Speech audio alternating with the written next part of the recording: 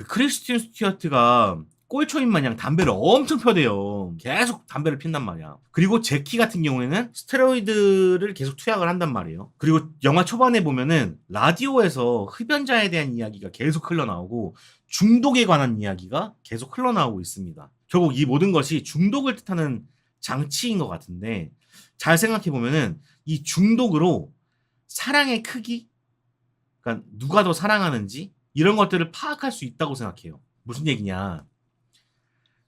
좋아요, 구독. 자, 러브라이즈 블리딩은 일단 퀴어 영화입니다. 요 점을 참고하시고 줄거리부터 가보도록 하겠습니다. 자, 줄거리는요. 일단 주인공은 루입니다. 루. 크리스틴 스튜어트. 루는 아버지 체육관에서 매니저로 일하고 있어요. 여기 크레이터 짐이라고 되는데 이 크레이터 짐이 아버지 거고 여기서 매니저로 일을 하고 있어요. 되게 무료한 생활을 하고 있는 것 같아요. 그리고 너무 외로운 것 같아. 혼자서 뭐 자위하는 그런 장면도 보여주게 됩니다. 어느 날 라스베가스에서 열리는 보디빌딩 대회에 참여하고자 이동을 하고 있던 제키를 체육관에서 만나게 됩니다. 보디빌딩 대회를 이제 나가야 되는데 이동하면서, 돈이 없으니까 이동하면서 조금씩 길거리에서 운동도 하고 돌아다니는 곳마다 체육관에 가가지고 또 짬짬이 해가지고 라스베가스에서 몸을 완성시킨다, 뭐 이런 계획을 갖고 있던 것 같아. 근데 둘은 첫 만남에 반하게 되고 사랑에 빠지게 됩니다. 두 사람은 대회 전까지 당분간 같이 지내기로 하고 루 집에서 생활하기로 하고 대회가 끝나면 떠나자고 약속을 하게 되지요. 이 둘의 사랑의 크기는 제키의 근육만큼이나 커져가고 있던 찰나에 루의 언니인 베티라는 여자가 있어. 루의 언니 베티. 이 베티가 형부 JJ한테 가정폭력을 당해가지고 병원에 실려가게 됩니다. 거의 뭐 혼수 상태까지 와 있는 상태야. 그 모습을 이제 루가 보니까는 너무 속상한 거지. 아이씨, 이 형부 이 개 이거 언니를 계속 패고 다니네. 이전에도 계속 그 모습들이 보여지거든. 막 멍자국 있고 팔 부러지고 막 이런 장면들이 있었거든. 근데 결국에는 혼수 상태까지 오게 너무 속상한 거야. 막 열이 너무 받아. 둘이 이제 사랑하게 됐잖아. 이제 제키가 그 모습에 빡이 친 거야. 내가 사랑하는 사람은 속상하게. 그래가지고 JJ에게 다가갑니다. 다가가서 응징을 하게 되죠.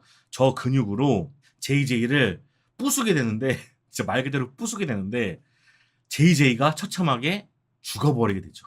아이고, 루가, 아이고, JJ가 죽어있네. 아이고, 이거 또 됐네. 그래서 사랑하는 제키를 감싸고자 JJ를 똘똘 말아가지고 차에 실어갖고 절벽 아래로 떨어뜨려서 시체를 유기합니다. 둘이서. 근데 이 절벽이 어느 절벽이냐. 이 루의 아버지, 이 크리에이터 짐을 갖고 있는 이 루의 아버지, 랭스턴이라는 사람이 있는데 이 랭스턴이 범죄를 저지를 때마다 사용하던 시체 유기 장소였던 거야. 그러니까 아버지가 시체 유기를 하던 장소에 그런 장소를 알고 있으니까 거기다가 JJ를 더 던져버린 거야. 근데 거기다 던져버리면 어떻게 돼? 그곳을 경찰들이 알게 되고 그곳이 밝혀질 거 아니야. 아이고, 아버지가 이제 루와 제키를 이제 찾아 나서게 되는 거고 루와 제키는 이 위기에서 벗어나려고 하는 이야기. 바로 러브라이즈 블리딩입니다. 그쵸. 협곡이죠, 협곡. 가족력이, 그렇죠. 거의 막장이에요, 막장. 언니는 얻어 터지고 있죠. 형부란 사람은 아내를 때리고 있죠.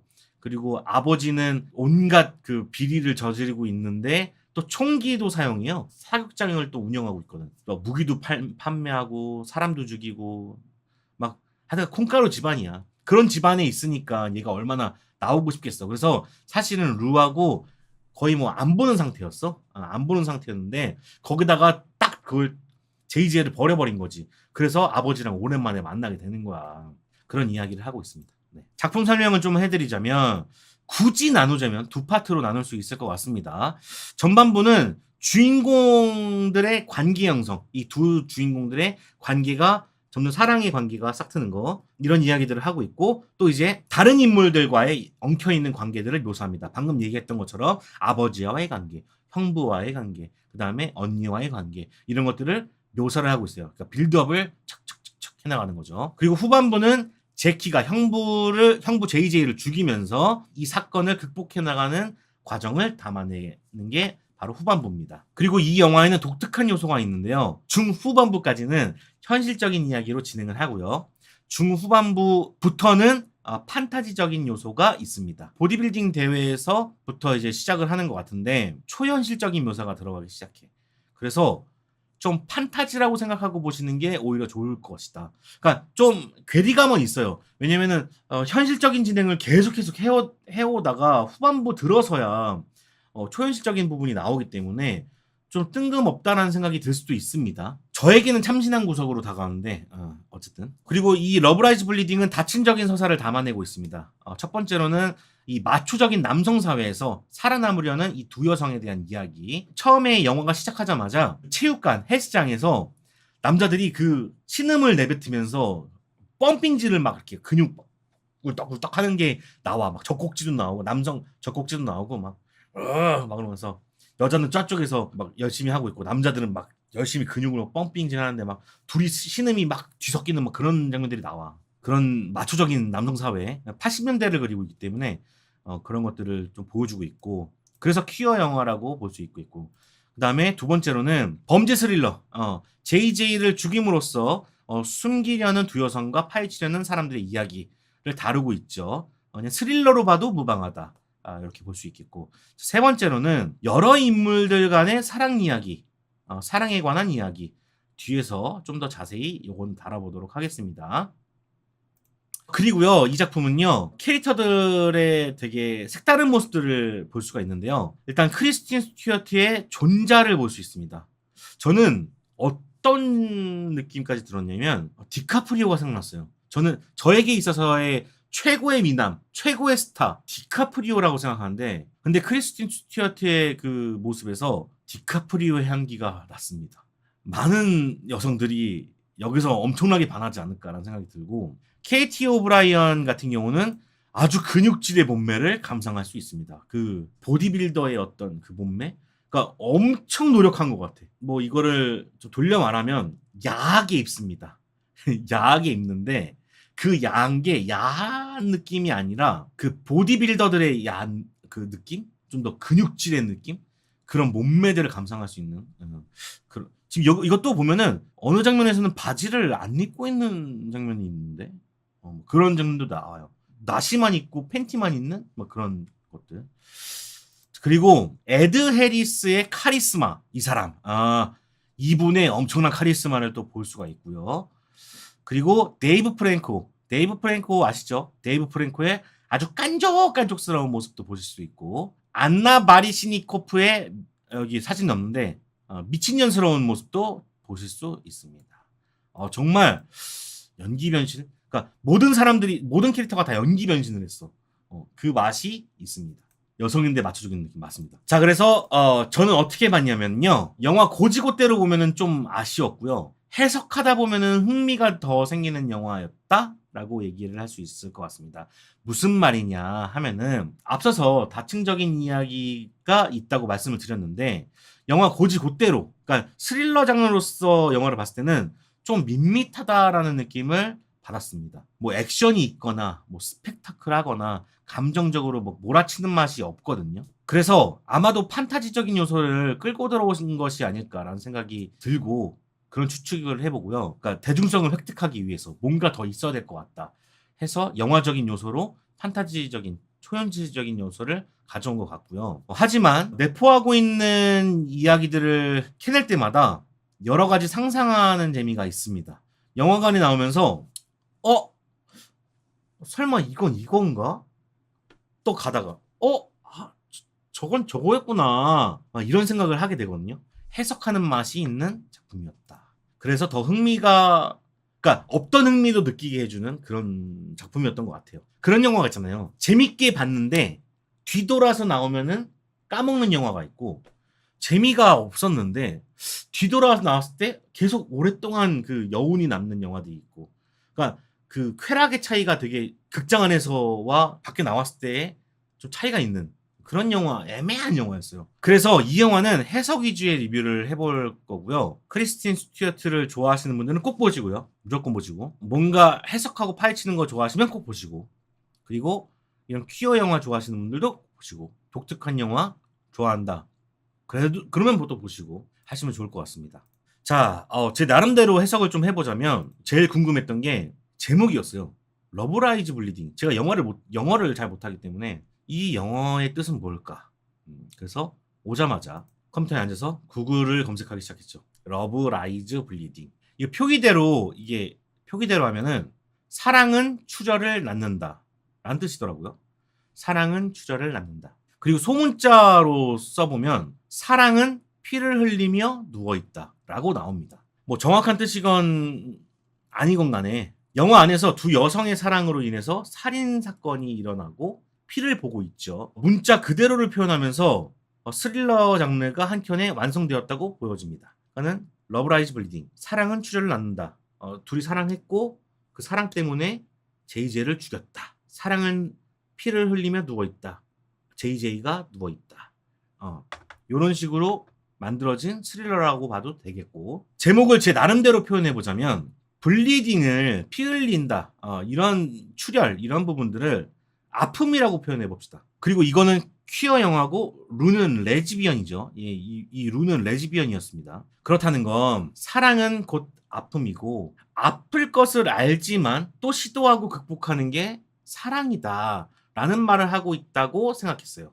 이 영화가. 아직까지도 동성애자들이 사랑을 나누면 그게 사회에서 이렇게 안 좋게 보는 시선들이 있고 그런 게 아직까지도 저변에 있잖아요. 그런 것들을 이 제목 안에 또 표현한 것이 아닐까라는 생각을 하는데요. 그러니까 이 두 가지 아까 말했던 스릴러적인 것 그리고 이 퀴어 영화 이 두 가지 측면에서 아플 것을 알지만 사랑하게 된 두 사람이 사랑으로 인해서 살인이 일어났고 아픈 사랑이지만 또 극복해냈다라는 이 중의적인 표현이 바로 러브라이즈 블리딩이 아니었나 생각을 해봅니다. 그래서 제목을 참 잘 졌다라는 생각을 해보게 됐어요. 자, 또 생각해보면 두 여성만 해당하는 건 아니라고 생각을 했어요.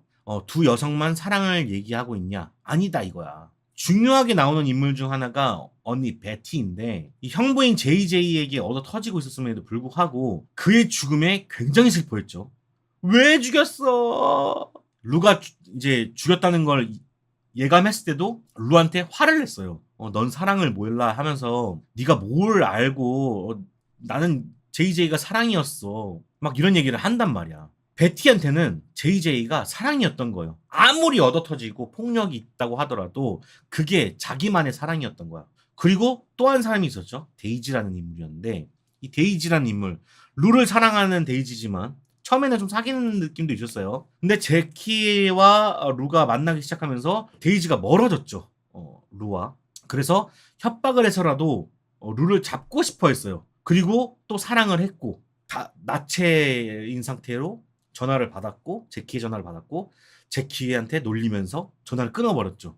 그런 장면들도 나오기도 하고 또 한 명의 사랑 마지막 한 사람은 바로 랭스턴입니다. 랭스턴 이 아버지 그 시종일관 백야행에 나오는 그 경찰처럼 막 귀신같이 눈치채고 서스펜스를 만드는 빌런처럼 보이기도 했는데 생각보다 딸에게는 되게 순했고 경고도 되게 여러 번 했다고 생각을 합니다. 저는 되게 다정했다고 생각했어.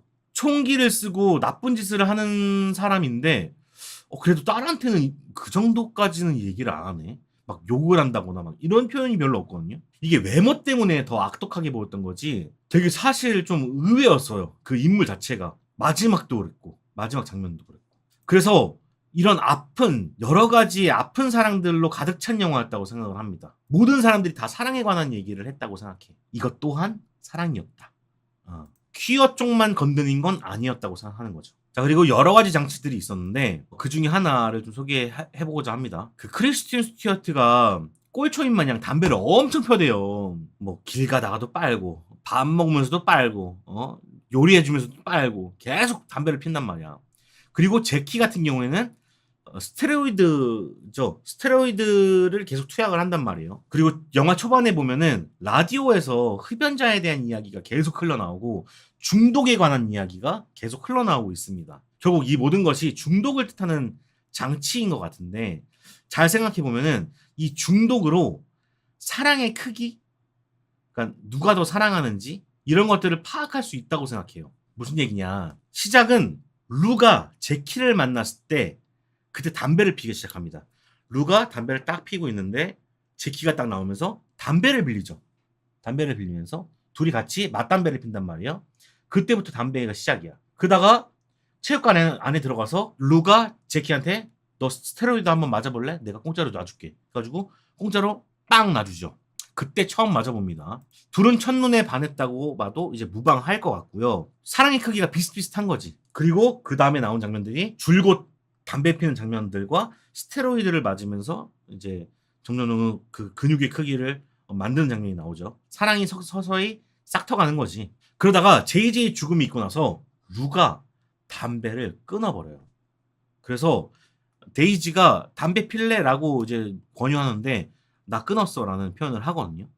그때 제키하고 루하고 사이가 멀어져 있는 상태죠. 대회에 나간 제키는 약물에 쩔어 있는 상태로 됩니다.